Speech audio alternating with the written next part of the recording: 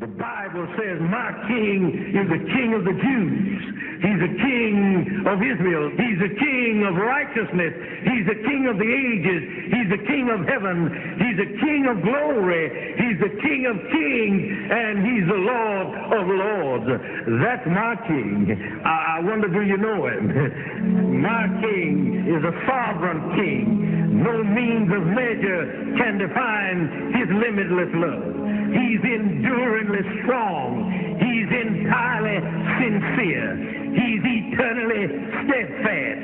He's immortally graceful. He's imperially powerful. He's impartially merciful. Do you know him? He's the greatest phenomenon that has ever crossed the horizon of this world. He's God's Son. He's a sinner's Savior.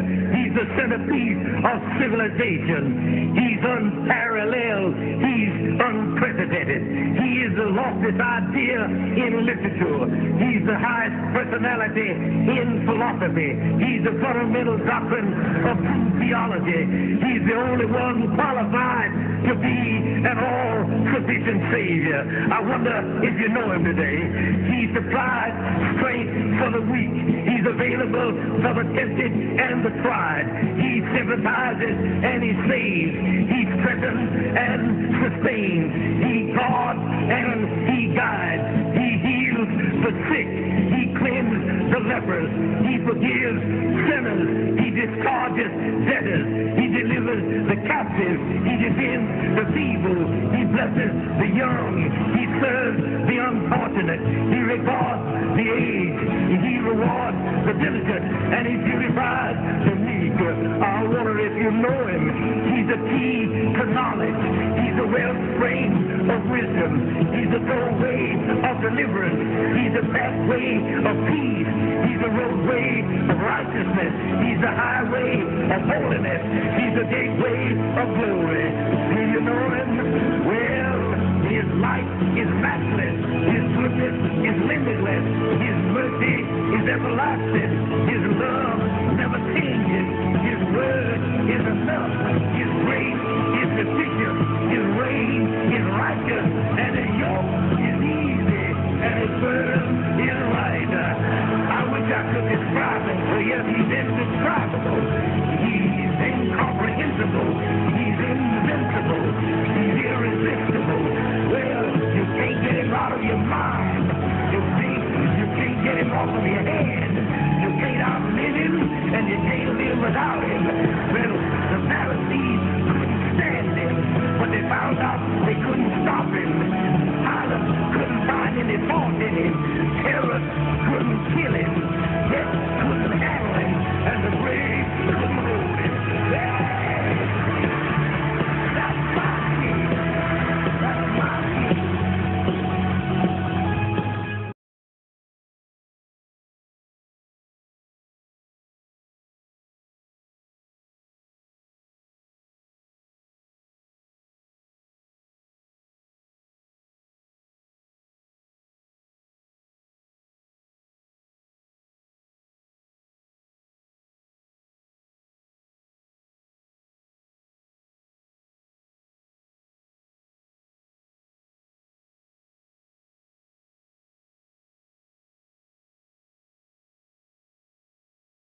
సనాతన ధర్మం నేర్పించలేదా? మరి చిన్నపిల్లలకి వివాహం చేయకూడదురా, పసిబిడ్డ గొంతు కొయ్యకూడదురా అని నేర్పించలేదా?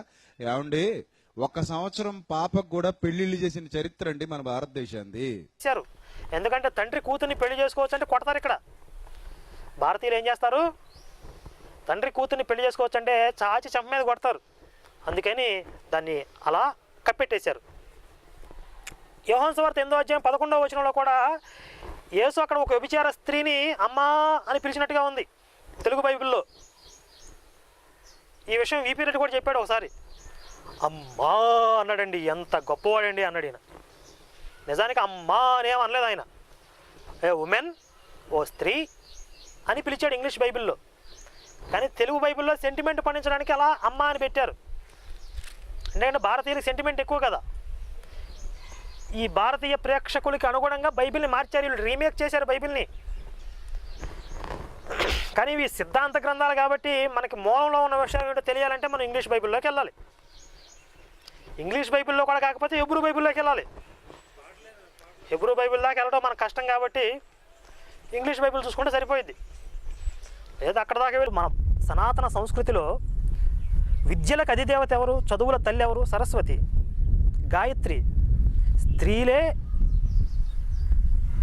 విద్యలకి అధిదేవతలుగా ఉన్న వ్యవస్థ మన సనాతన సంప్రదాయం.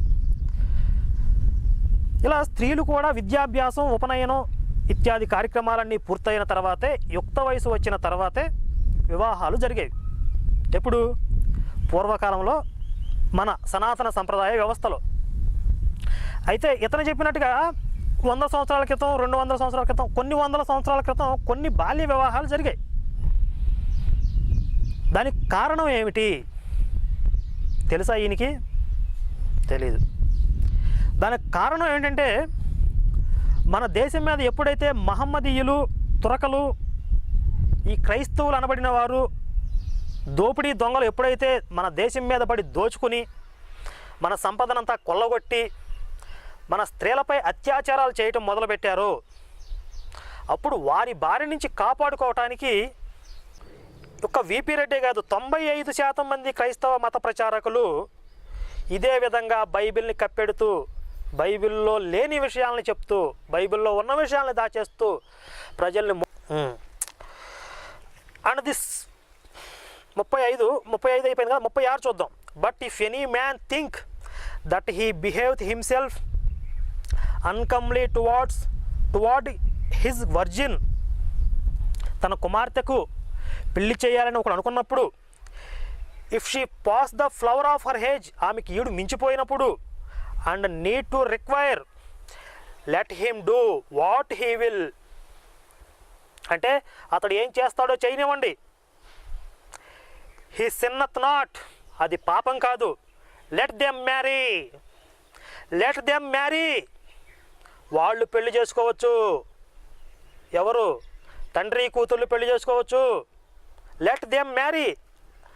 ఆ తండ్రి ఆ కూతుర్ని వీడు మించిపోతే తండ్రి పెళ్లి చేయొచ్చు అంటున్నాడు. బాగానే ఉంది, జనరల్గా అందరూ ఆమోదించేదే. అందులో పాపం లేదంటున్నాడండి. మళ్ళీ ఎందులో పాపం లేదు? ఇందులో అభ్యంతరకరమైన అంశాలు ఏమి లేవే. పాపం లేదని ప్రత్యేకంగా ప్రస్తావించారేంటి అంటే, ఇక్కడ ఏదో మిస్ అయ్యింది, చింతించుచున్నది అని చెప్పి, అంటే ఈ వాక్యాలకి ఏంటి అర్థం? పెండ్లైన వాడేమో భార్యని సంతోషపెట్టాలని చూస్తున్నాడు, పెళ్లి కాని వాడు ప్రభువుని సంతోషపెట్టాలని చూస్తున్నాడు. అలాగే పెండ్లైన స్త్రీ భర్తని సంతోషపెట్టాలని చూస్తుంది, పెండ్లి కాని స్త్రీ ప్రభువుని సంతోషపెట్టాలని చూస్తుంది. కాబట్టి పెండ్లి చేసుకోకపోవటం ఉత్తమం అని చెప్పి పౌలు చెప్తున్నాడు. అందుకే మీకు ఊరిపై అత్యాచారాలు చేయటం మొదలుపెట్టారు, అప్పుడు వారి బారి నుంచి కాపాడుకోవటానికి చిన్నపిల్లలకు కూడా పెళ్ళిళ్ళు చేసేవాళ్ళు. అంటే వాళ్ళ బారి నుంచి కాపాడుకోవడానికి చిన్నపిల్లలకు పెళ్లి చేయాల్సిన అవసరం ఏంటి అని అనుకోవచ్చు. ఎందుకంటే వాళ్ళ ఫిలాసఫీ ఏంటంటే, పురుష సంయోగం ఎరిగిన ప్రతి స్త్రీని చంపుడి, పురుష సంయోగం ఎరుగని ప్రతి ఆడపిల్లను మీ నిమిత్తం బ్రతకనీయుడి. బైబిల్లో ఉంది ఈ వాక్యం. సంఖ్యాకాండం 31వ అధ్యాయం 17వ వచనం. వాళ్ళ దేవుడు చెప్తున్నాడు ఏమని? పురుష సంయోగం ఎరుగని ఆడపిల్లను, అంటే కన్నె పిల్లల్ని మాత్రం మీ నిమిత్తం బ్రతకనీయండి, పురుష సంయోగం ఎరిగిన ఆడపిల్లలను మాత్రం చంపేయండి. అంటే పెళ్ళైన ఆడపిల్లలను చంపేయండి, పెళ్ళి కానీ కన్నె పిల్లల్ని మాత్రం మీకోసం బ్రతకనీయండి, వాళ్ళని వాడుకోండి అని చెప్పాడు. మరి వాళ్ళ దేవుడు చెప్తున్నాడు కనుక వీళ్ళు కన్నె పిల్లల్ని, చిన్నపిల్లల్ని అపహరించి వాళ్ళ మీద అత్యాచారాలు చేసేవాళ్ళు. వీళ్ళు రోజు ప్రజలు కొంతమంది అవలంబించిన విధానాన్ని పట్టుకొచ్చి హిందూ ధర్మానికి ముడిపెట్టేసేసి, ఇదిగో సనాతన ధర్మంలో ఈ దోషాలు ఉన్నాయి అని చూపిస్తున్నాడంటే, ఇది కావాలని కుట్రపూరితంగా చేస్తున్నదే కదా. ఇప్పుడు ఉదాహరణకి మొన్న ఈ మధ్య శివరాత్రి సందర్భంగా చాలామంది దుర్మార్గులు శివలింగం గురించి వికృతమైన వివరణలు ఇచ్చారు. శివలింగం అంటే అదని ఇదని దరిద్రులు. శివలింగం యొక్క ఆవిర్భావం ఎక్కడ జరిగింది, శివలింగం అంటే ఏమిటి అనే వివరాలు ఎక్కడ తెలుస్తాయి మనకి? శివపురాణంలో కానీ లింగ పురాణం. పౌలు మనం బ్రతికుండగానే క్రీస్తు వచ్చేస్తాడు, అంత్యకాలం సమీపించి ఉన్నది, మనం సజీవులమై ఉండగానే క్రీస్తు వచ్చేస్తాడని 1వ తెస్సలోనికీయులకు 4వ అధ్యాయం 15, 16, 17 వచనాల్లో చెప్పాడు. 1 కొరింథీయులు 15వ అధ్యాయం 52వ వచనంలో కూడా చెప్పాడు. మనం బతికుండగానే క్రీస్తు వచ్చేస్తున్నాడు, మనం మేఘాల మీదకి ఆకాశానికి వెళ్ళిపోతాం, మీరు పెళ్ళిళ్ళు చేసుకోవద్దు, పెళ్ళిళ్ళు చేసుకుంటే చెడిపోతారని చెప్పి పౌలు చెప్తున్నాడు. ఆ తర్వాత ఒకడు అయితే అని చెప్పి మొదలుపెట్టాడు. అయితే ఒకడు స్త్రీకి పెళ్లి చేయవలసి వచ్చిన ఎడల, ఆమె అతని కుమార్తెకు ఈడు మించిపోయిన ఎడల, అప్పుడు అతడు ఆమెను పెళ్లి చేసుకోవచ్చు, తండ్రి కూతుర్ని పెళ్లి చేసుకోవచ్చు, అందులో పాపం లేదు అని చెప్పి ఆ తర్వాత చెప్పాడు. అంటే యేసు రెండవ రాకడకి సంబంధించి ఆ రెండవ రాకడ ఫెయిల్ అయ్యింది, ఆ తరం గతించకపోతే యేసు వస్తానని చెప్పాడు, కానీ రాలేదు. ఈ విషయం పౌలు కూడా, క్రీస్తునందు నా ప్రియమైనంటి నా ప్రియ దైవజనమా, నేను మీ ముందుకు ఎందుకు రాబోతున్నానంటే, ఒక శివసేన అనే ఆర్గనైజేషన్కి చెందినంటి ఒక మతాన్ముడు అయినంటి మిస్టర్ కరుణాకర్ సుగుణ అనేవాడు సో ఈ దినములో ఒక వీడియో పెట్టాడండి. సో ఆ వీడియోలో వచ్చి మన ఒక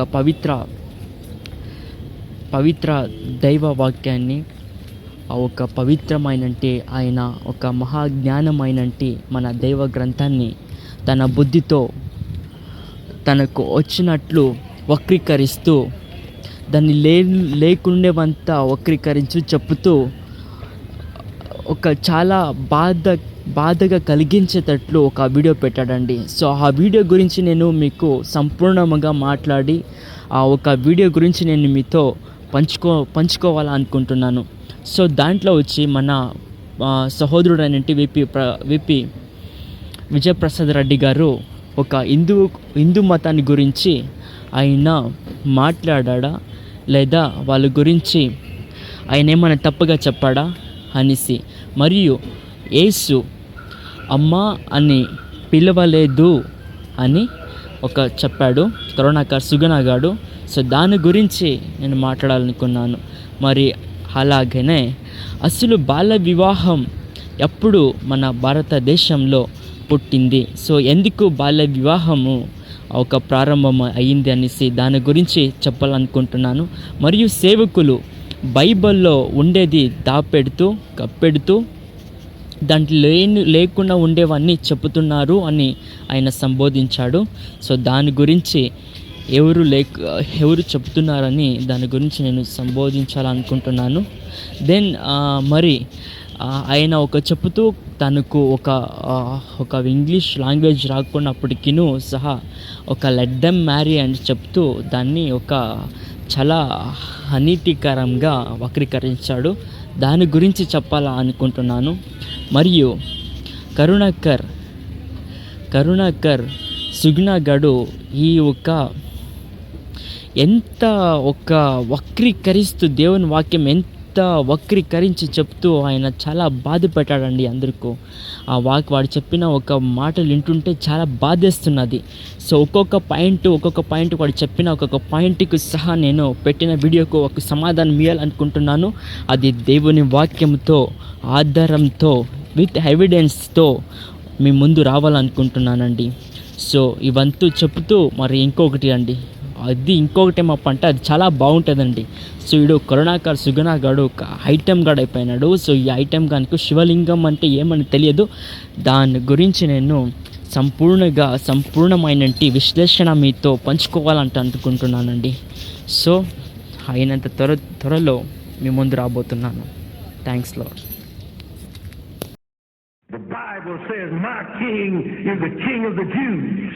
He's the king of Israel. He's the king of righteousness. He's the king of the ages. He's the king of heaven. He's the king of glory. He's the king of kings. And he's the Lord of lords. That's my king. I wonder, do you know him? My king is a sovereign king.